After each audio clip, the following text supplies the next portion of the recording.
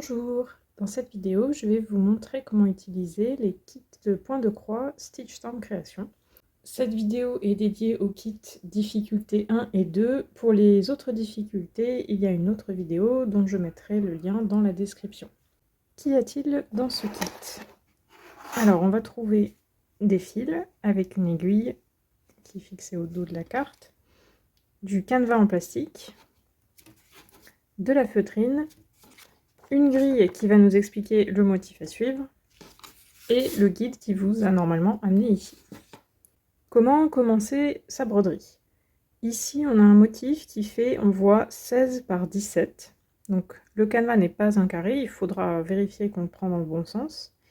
Et moi j'aime bien commencer par la bordure noire, comme ça j'ai ma broderie qui est délimitée et j'ai plus qu'à remplir. Donc je vais commencer par ce carré là, qui est donc sur la deuxième ligne, parce qu'il faut laisser ici un petit trou pour mettre la suspension, et qui est à la 5e colonne. Donc je prends mon canevas et je vais rapidement compter pour être sûr que je le prends dans le bon sens.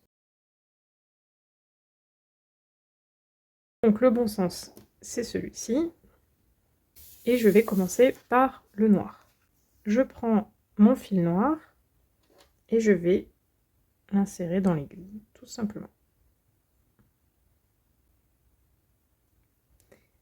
Vous pouvez faire un nœud si vous le souhaitez, si vous avez peur que le fil sorte, mais normalement si vous tenez votre aiguille comme ça, il n'y aura pas de problème. Donc je regarde bien mon point, j'ai dit deuxième ligne, 5e colonne.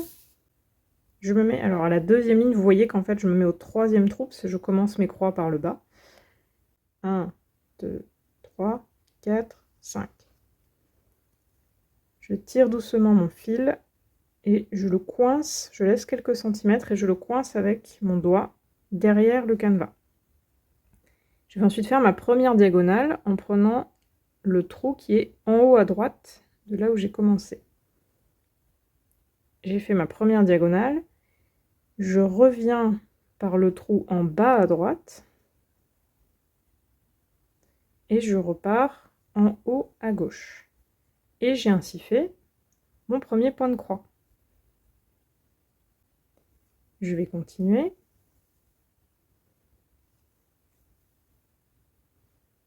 Tout en maintenant mon fil derrière. Et à partir de 2 points, je vois qu'il est à peu près fixé et je peux arrêter de le tenir. Vous voyez qu'ici j'ai bien laissé une ligne en haut qui me permettra plus tard de mettre ma suspension. J'ai maintenant fini ma ligne, je vais bien recompter avant de passer à la suite pour être sûr que je ne me trompe pas. Pensez à compter régulièrement, histoire de ne pas se rendre compte d'erreurs trop tard. Donc là, je vais aller à la ligne d'en dessous pour faire mon point suivant. Et je fais toujours mes diagonales. Donc le sens des diagonales n'est pas fixé, moi j'en conseille un. C'est bien si vous arrivez à maintenir le même tout au long de la broderie, ça fera plus régulier. Mais en soi, c'est pas dramatique si vous changez de temps en temps. Et si vous voulez les faire complètement dans un sens différent, c'est pas du tout un problème. Quand j'arrive à la fin du fil, c'est-à-dire que je n'ai plus assez de longueur pour faire des points, je retourne mon canevas et je vais coincer l'aiguille sous les points que j'ai fait précédemment. Donc on prend quelques points, on glisse l'aiguille dessous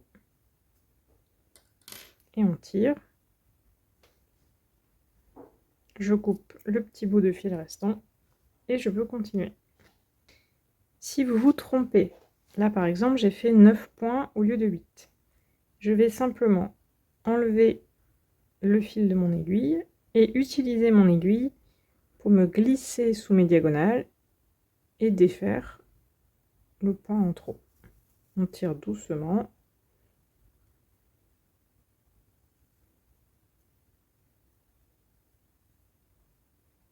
Et voilà, je peux remettre mon fil dans mon aiguille et continuer. Suivant dans quel sens vous faites vos croix, il y a toujours certains points qui vont être un peu plus compliqués. Donc si vous les faites dans le même sens que moi, c'est monter, faire les points vers le haut qui va être un peu plus difficile. Parce que là, si je fais mon point suivant là où j'ai fini mon point précédent, ben je défais juste mon point. Donc comment on fait? Il y a plusieurs méthodes. Vous pouvez partir de tout en haut, là où vous êtes censé arrêter, et descendre. Vous pouvez faire un point sur deux, par exemple. Là, je vais faire le point suivant. Et puis je vais redescendre ensuite pour faire mon point en dessous.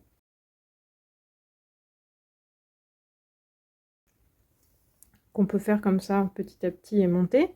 Et si on a vraiment besoin de faire deux points l'un au-dessus de l'autre parce qu'on n'a pas le choix, eh bien on peut très bien faire les deux diagonales dans un sens, vous voyez, et ensuite je ferme mes points avec l'autre diagonale dans l'autre sens. Et vous n'aurez pas de problème de défaire votre point précédent.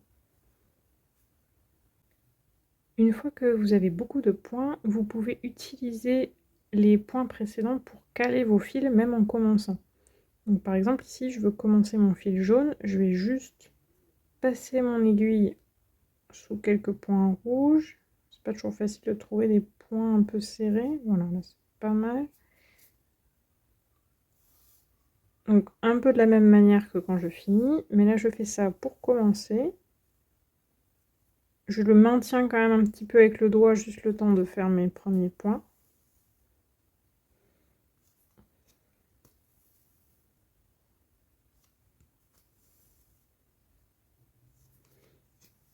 Et voilà, j'ai le début de mon fil qui est calé et je peux continuer comme ça. Si vous avez du fil doré dans votre kit, c'est les kits de difficulté 2. C'est pas beaucoup plus compliqué, le principe est le même, c'est juste que le fil est un petit peu plus difficile à manipuler. Donc pour l'enfiler, il va bien falloir le presser parce qu'il est composé de plein de petits fils métalliques, mais voilà, ça se fait. Et quand on brode, il va juste falloir tirer un petit peu moins que sur le fil de coton, sinon ça a tendance à le défaire. Donc je vais juste vraiment faire de la même manière, mais vous voyez là je tire moins quand je finis ma diagonale. Je tire un tout petit peu, mais pas trop. Voilà. Alors que sur le coton, vous pouvez tirer autant que vous voulez, ça ne bougera pas. Globalement, c'est juste ça, il faut être un petit peu plus patient avec le fil, mais sur le principe, c'est exactement la même chose. Une fois que vous avez fini la broderie, on va découper les petits bouts de canevas qui restent autour. Donc on va couper, on peut couper en diagonale par exemple ici. Moi j'aime bien enlever les petits picots sur le côté.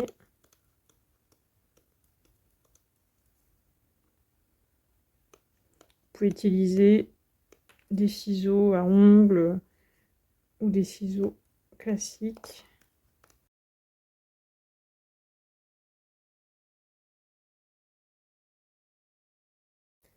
Et je vais laisser un trou au milieu pour pouvoir attacher ma suspension.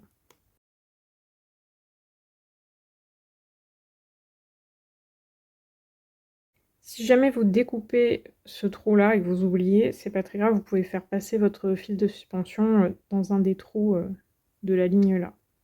Ensuite, je prends un bout de fil qui me reste, par exemple là il me reste du rouge,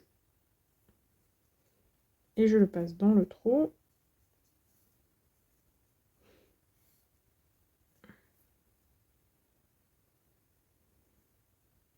Et je fais ma petite suspension. Et pour finir, je vais coller ma broderie sur la feutrine pour protéger le dos. Je peux faire la suspension après ou avant, il n'y a pas vraiment de préférence. Donc j'utilise une colle liquide créative, tout matériau. Et je vais bien embadigeonner le dos de ma broderie. Il n'y a pas forcément besoin d'en mettre des tonnes, mais par contre c'est bien de bien en mettre sur les bords, histoire que la feutrine colle bien sur les bords.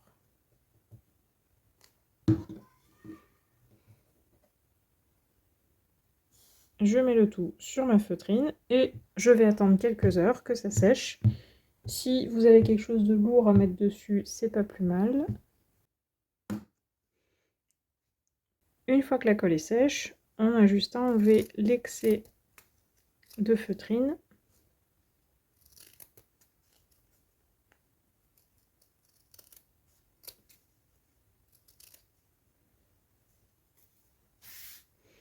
Et on a fini sa petite décoration. Je vous remercie d'avoir regardé cette vidéo.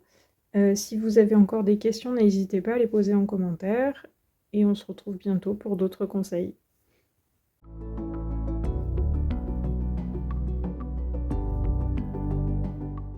Pou, pou, pou, pou, pou.